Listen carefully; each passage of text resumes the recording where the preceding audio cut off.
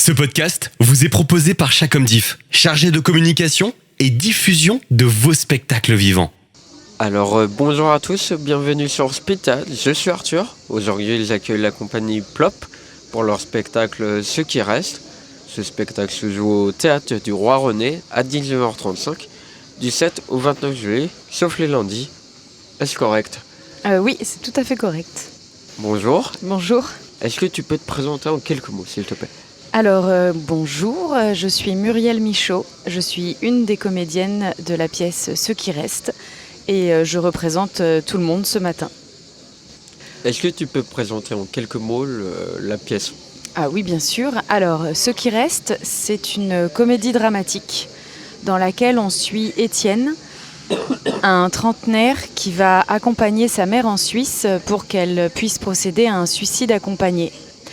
Et dans le même temps, il tombe amoureux.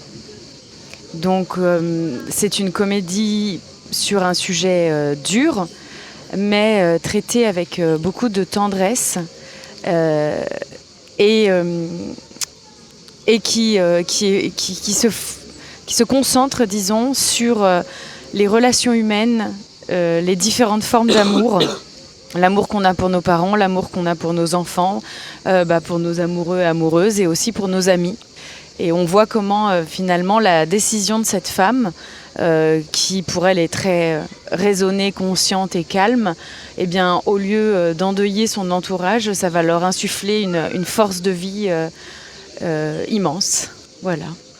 Et qu'est-ce qui t'a donné envie de jouer dans cette pièce ? Alors, plusieurs choses. La première, c'est que je trouvais que c'était un sujet très intéressant à aborder, très important. Et c'était intéressant de le traiter, non pas comme un débat, une question politique, un phénomène de société, mais plutôt comme une histoire intime, l'histoire d'une seule personne et de sa famille et de ce point de vue très intime et humain.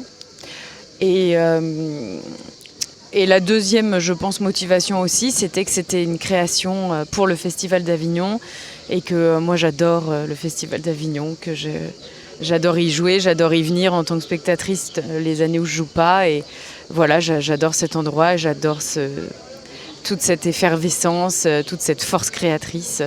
Voilà, ça m'excite beaucoup d'être ici, j'adore.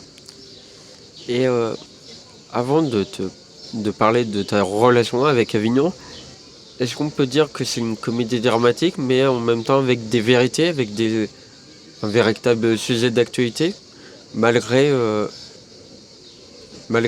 l'histoire d'amour du personnage principal avec... Oui, mais je pense pas que la volonté de l'auteur soit politique. Camille, il s'intéresse à l'humain et il a voulu faire une comédie humaine. Donc on est évidemment dans un sujet qui est clivant. D'ailleurs, quand on tracte les gens, on voit très bien les réactions des personnes qui nous disent « Ah, c'est très important de parler de ça, j'ai connu ça dans ma vie, j'ai une amie, une sœur, une mère qui a pris cette décision. » Mais on a aussi des gens qui nous répondent immédiatement « Je suis contre, je viendrai pas parce que c'est un sujet trop dur, moi je suis archi contre. » Donc voilà, on sent que c'est un sujet clivant. Après, l'intérieur de la pièce lui-même, il est vraiment sur l'humain et sur la relation de ce fils à sa mère et de ce fils à sa nouvelle copine et à ses meilleurs amis. C'est plutôt une ode à la vie. C'est quelqu'un qui... Cette femme, elle va donner de la gourmandise de vie aux autres en prenant cette décision. Donc on n'est pas dans un... Voilà, c'est pas le drame d'une femme qui part. Et d'ailleurs, la pièce s'appelle « Ceux qui restent » parce que c'est d'eux dont elle part.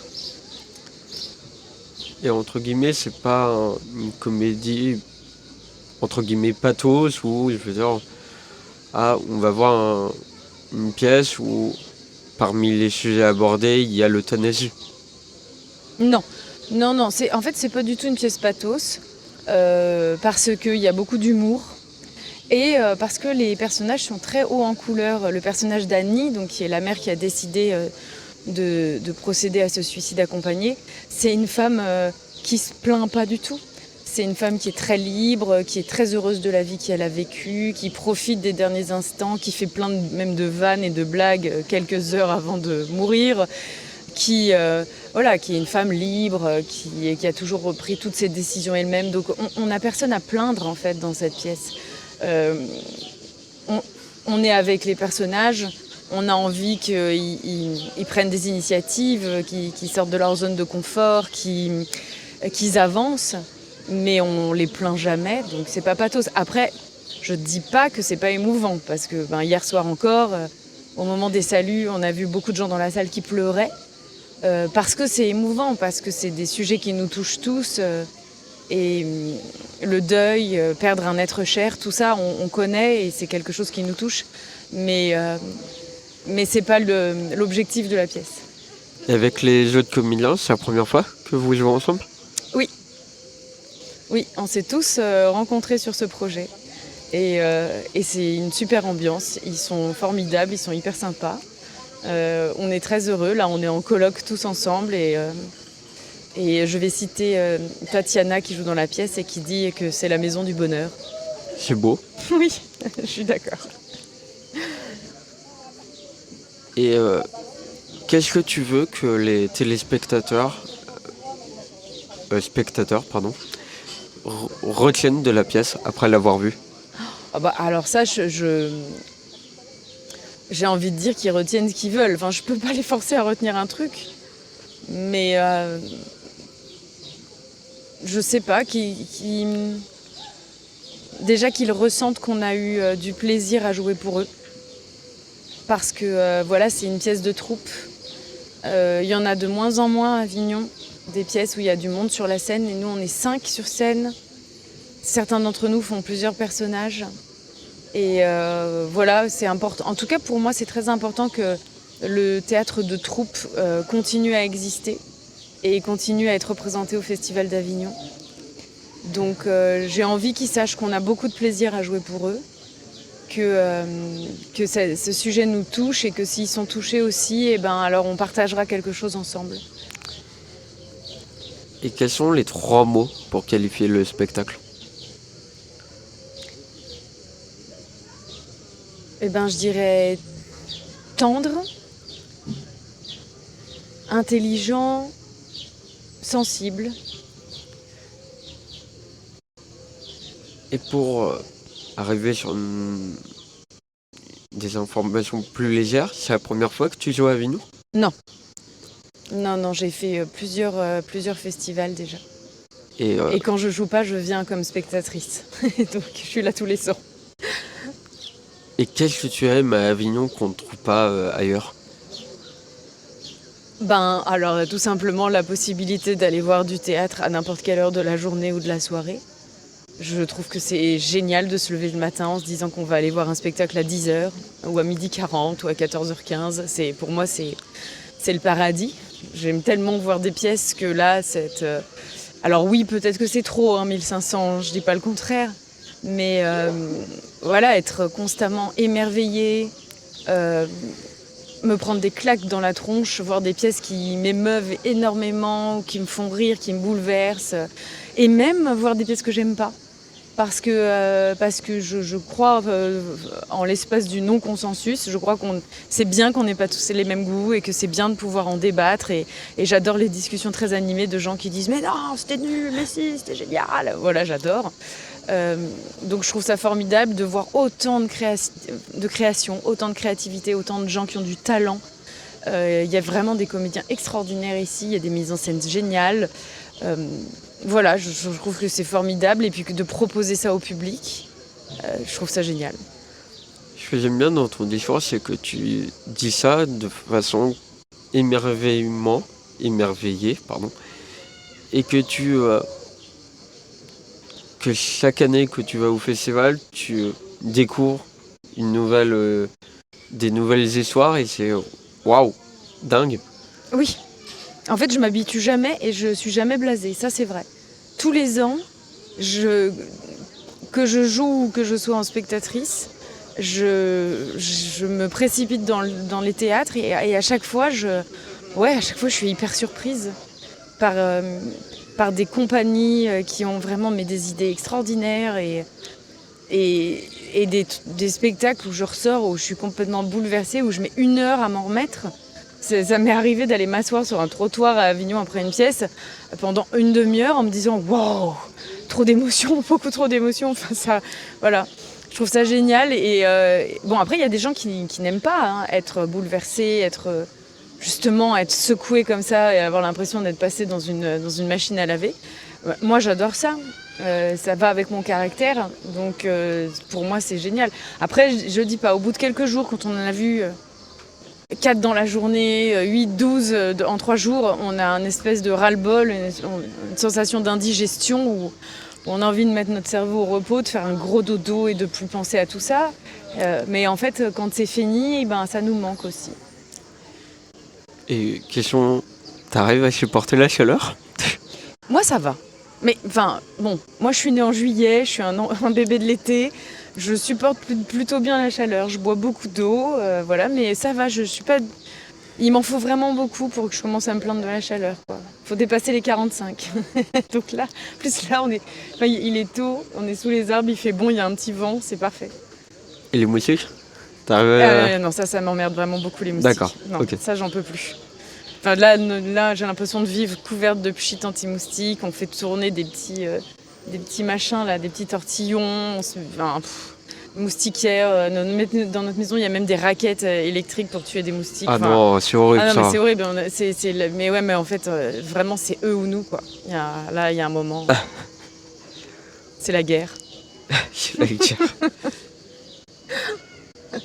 Et t'as toujours le même plaisir à tracter tous les ans? Alors, est-ce qu'on peut parler de plaisir à tracter? Je ne sais pas, parce qu'en fait, c'est quand même très intimidant. Aller voir des gens qui sont en train de marcher, qui sont en terrasse, qui discutent, les interrompre, leur demander leur écoute, pitcher en racontant un peu toute la journée la même chose, mais en essayant à chaque fois d'être spontané pour pas passer en mode automatique et avoir l'impression de parler sans penser à ce qu'on dit. Voilà, en plus, on a toutes sortes de réactions. Là, par exemple, sur ce sujet, on a des gens qui nous disent « Ah non, je viendrai pas, je suis contre !» Et donc, d'un seul coup, on a l'impression que c'est nous qui avons voté cette loi ou pas. Enfin bon, donc on est là « Oui, non mais attendez, nous, on n'est pas des politiques, on fait du théâtre. » Voilà, des gens qui nous répondent pas, qui ont l'air exaspérés de notre présence. Tout ça, c'est des moments quand même qui sont très intimidants et très impressionnants. Après, il y a quand même des gens adorables avec qui on peut discuter, et puis ensuite on parle d'autre chose, et puis on fait connaissance, et on a l'impression d'avoir une vraie connexion, un vrai moment d'écoute et de partage avec eux, et ça c'est génial.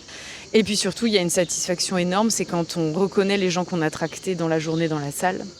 Hier soir, ça nous est arrivé. Au salut, on est donc 5 sur scène, on a tous reconnu des gens avec qui on avait discuté dans l'après-midi. Et on se dit, waouh, ça a marché, on n'a pas fait tout ça pour rien. On les a convaincus, ils sont venus, ils ont choisi de venir nous voir, nous, plutôt qu'un autre spectacle. Et donc c'est génial, en fait. Et eux nous disent à la sortie hier, merci d'être venus nous parler, merci de nous avoir conseillé votre spectacle, ça aurait été dommage de passer à côté. Donc c'est des moments qui sont assez magiques, mais pas toujours. Il y a aussi des moments où on a chaud, on est fatigué, on marche énormément. Franchement, j'ai pas d'appli pour compter le nombre de pas que je fais dans la journée, mais on fait des kilomètres, je pense. Et donc voilà, c'est quand même laborieux, mais ça porte ses fruits et on rencontre plein de gens très sympas. Et t'es d'accord avec moi que quand tu vois des personnes que t'as convaincues dans le public, tu te dis pareil gagnant, pareil gagné? Oui. Après, il faut qu'ils aiment aussi, parce qu'on peut aussi avoir convaincu des gens, ils sont venus et ils aiment pas. Donc là, on a presque envie de leur dire pardon, mais bon, c'est le jeu aussi. Et puis, bon, en fait, le problème, c'est que de nos jours, tout le monde veut être satisfait très à l'avance. C'est le principe d'aller regarder les avis Google avant d'aller dans un resto, ou de regarder les critiques d'un film avant d'aller au cinéma. En fait, on a besoin d'être hyper rassuré. Et le tractage et aller voir une pièce parce qu'on a discuté 32 secondes avec quelqu'un, c'est une prise de risque. Et je trouve que c'est bien aussi qu'on prenne des risques. Ouais, personnellement, je ne regarde pas les avis pour les films ni pour les pièces de théâtre. Personnellement. Mais ouais. Eh ben c'est bien. Moi, j'adore aller voir une pièce en ne sachant absolument pas de quoi ça parle. Ah si, par contre, le sujet, moi, au moins un tout petit peu, quoi. Moi, j'adore ne pas savoir. Et qu'est-ce que tu dirais à un jeune qui a envie de faire Avignon, mais qui n'ose pas? Parce qu'il a le trac, il est un peu timide. Ben, alors déjà, ça dépend s'il veut s'autoproduire ou pas. Parce que s'il veut vraiment mettre tout son argent là-dedans, je lui dirais, ok, vas-y, amuse-toi bien, sois prêt à perdre de l'argent. Il ne faut pas que ce soit un problème de perdre de l'argent parce qu'il y a beaucoup de spectacles, il y a beaucoup de concurrence, il y a beaucoup de frais entre les salles de théâtre, la communication, les logements, les décors, etc. Donc c'est quand même un très gros budget de production. Donc quand on débute, il faut être prêt à perdre de l'argent. Et on ne sait jamais, on peut avoir une très bonne surprise. Et sur place, s'amuser et faire attention à se préserver. Pas trop sortir, pas trop faire la fête parce que on peut être vite malade ou avec une angine, une extinction de voix. Ou aller jouer avec une gueule de bois, c'est pas génial non plus. Donc voilà, en gros, se préserver, prendre soin de soi et s'amuser et ne pas regarder son compte en banque. Pas trop. Sauf à la fin du festival. Oui, voilà. Et puis se dire que si on a investi 30 000 € et qu'on en a perdu 10 000, finalement, c'est peut-être une réussite. Voilà. Et aussi que Avignon, c'est pour le public, c'est évident. Mais c'est aussi pour se faire connaître et pour être vu par des programmateurs. C'est-à-dire qu'il y a des pièces à Avignon qui ne font pas des succès publics immenses, mais qui sont vues par énormément de professionnels et de programmateurs et qui ensuite font plein de super dates de tournée. Et déjà, c'est une manière de rembourser ses investissements et aussi c'est une manière de faire vivre son spectacle. Et voilà, c'est pas grave si la salle n'est pas pleine, mais par contre, c'est génial si ça donne une suite au spectacle. Est-ce que tu es d'accord avec moi que Avignon est une sorte de tremplin? Ah oui, complètement. Oui. Après, à Avignon, il y a des créations, il y a des jeunes compagnies. C'est un tremplin pour beaucoup, beaucoup de compagnies. Mais on y voit aussi beaucoup de succès. Donc des pièces qui n'ont plus besoin d'être sur un tremplin, qui sont des succès parisiens ou qui sont là depuis plusieurs années.